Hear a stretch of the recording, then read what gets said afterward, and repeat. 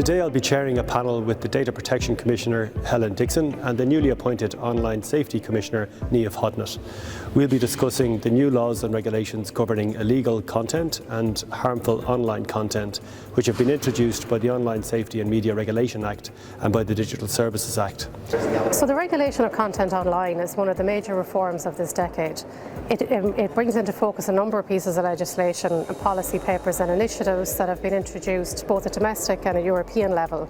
And the focus of today's event is really to explore some of the complexities of those laws and policies, the nature of the competing rights that are at play on the platforms and online services, hosting services and intermediaries, and hearing from the regulators as to what their priorities are in the years ahead. So we very much look forward to exploring all of that today.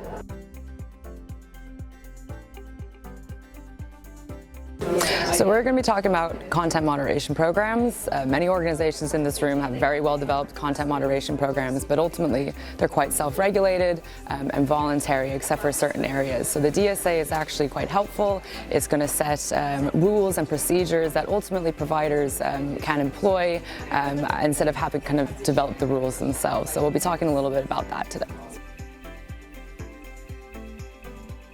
Today I'm going to be talking about algorithmic transparency under the DSA in terms of what you've got to provide from a transparency perspective to users and regulators when you're deploying AI and online content. That's going to set us up nicely to talk about the Draft AI Act, which we'll talk about more at the DPLF in November.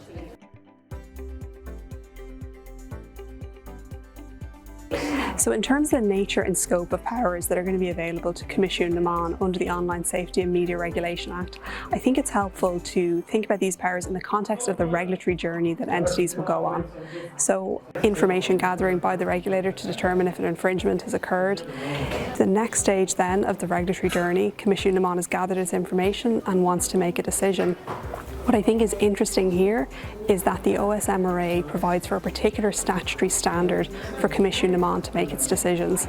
So when the Commission is deciding whether an infringement has occurred, it will be doing so on the balance of probabilities. I think the audience is set to learn a lot in relation to what's coming down the track in the whole area of digital reform.